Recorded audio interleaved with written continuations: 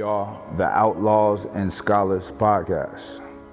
When two seemingly contrasting worlds collide, the world of outlaws and the world of scholars. There's something appealing about the rebel. The rebel is dangerous, but you feel safe in his presence. And the intellectual, it's also appealing. May seem harmless from the outset, but when you hear him speak, you get a glimpse of just how formidable that man is. Neither one is someone that you want to fuck with. It's time to question everything that you believe. Here is the starting point to the journey of finding your answers. Enjoy the show. For me, I always fought to be in my daughter's life. I fought, not saying me and her mama was at odds, but I fought the circumstances where most men have said, man, I ain't doing that, man. Right. I left Atlanta after I fought so hard to get to Atlanta. From circumstances, I went back to New Orleans for 2 years. Right.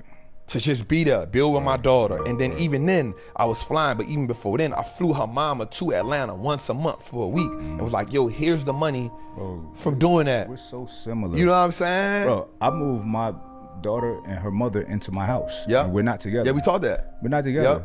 But our relationship has gotten, she's my best friend. Bad. My daughter got both mommy and daddy now, so whether I have a woman or not, they're not leaving. Yeah. So don't even think to twist your lips with that. This is a family. Right. We're making it work. Yeah. You know what I'm saying? And it's so important, man. Like, I watched that night that I was up all night, I put on Netflix and there was a show called My Lover, My Killer, right? And it was about people who were murdered by their significant other, right? But it was young people, the first 2 episodes that I saw, but I didn't see, it wasn't the killer's fault. It was the parents' fault. In my eye, it's a weak father, passive mother, you know what I mean? Yup. Bro, if somebody murders my child, I'm not doing a documentary. I'm blowing the spot.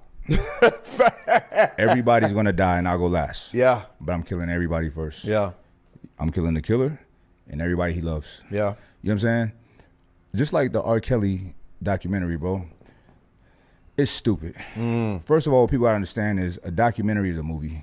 It's not facts. It's just what they're presenting to you like it's a fact, right? And look, I watch things objectively. I have no loyalty to R. Kelly. Yeah. But I have loyalty to what makes sense. Yeah. So I'm looking at it. I remember when the tape came out years ago. Yeah. I saw it in the barbershop. You know what I'm saying? And the person that he was accused of being with as a minor was from what they said, that was a minor. She looked like a woman. Right. But I'm not saying that she's not a minor. Yeah. Some girls are fast. Yeah. You know what I'm saying? And that alleged person would not testify, nor will her family cooperate, and that's why he got off. That has to be spoken about. Yeah. Because it wasn't until recently, I mean, less than 100 years that there were these age requirements for a consenting adult. Not saying that is right, right? But a legality, it wasn't always like that, right? And women were getting married when they had puberty in this country. When they can have a baby, that's when they get married, right? So that's a factor. I know people are gonna try to come after me for this, what I'm saying, but I'm not condoning it. Right. I'm stating facts, how things were not that long ago. Even in some states, it's still not 18. Yeah. New York is not 18. Yeah. You know what I mean? So anyway. Didn't he marry Aaliyah at a young age? Yeah. Her parents age ain't nothing but a number. They sold off on it. Right. That people do that. So here's the thing. So these women in this documentary, I'm like, y'all are 30s? Like, these are not children. None of them were alleged underage, right? What are we here for? Why are we doing this? They dragging this man's name. Oh, I couldn't leave. He had this girl, and I'm like, ah. And then what got me was like 2 girls that's still with him now, right? While he's in jail. One of them, the father, is a preacher. And he's painting his daughter to be this holier than thou. She went to this concert, and I'm like, bro, shut your bitch ass up. That's what I felt like. Shut your bitch ass up. The daughter don't even talk to them. They don't communicate with them no more because they hate what their parents are doing. Their parents this is the ultimate form of clout chasing. Ultimate. So I started looking up all of the people. Like, you know, I'm a researcher. Yeah. Pause. These people on social media trying to sell product. They're trying to be a thing. Now look, you expect that from the girls, right? Because they were being supported by him.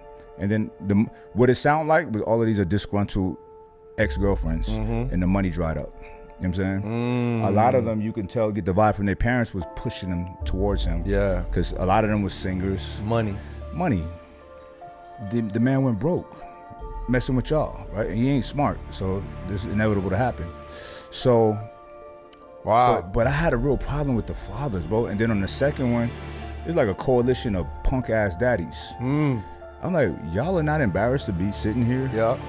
Like, you know, my daughter, man, oh man, I want to fly out there. You should have been did that. Yeah. What are you talking about? If your daughter's really being mistreated, why are you on a documentary, bro? Yeah. Go handle your business. Now, I will say that. There's no words, there's nothing to talk about. I'm going to keep it hush. Like, oh, she's fine. She's I'm going to get out there and do what I got to do. Yeah, I will say that. And like, Kelly coming up missing. He coming up missing. When I saw some things, I think that was my thing too. Like, I didn't watch it. I didn't get into it. But the first thing that came to my mind was, where daddy's at? The first thing that came to my mind, like, man, where daddy's at? Man, I don't care how much money you got, bro. Right, and like, this is why my daughter over there. And here's the thing. But here's the thing, though.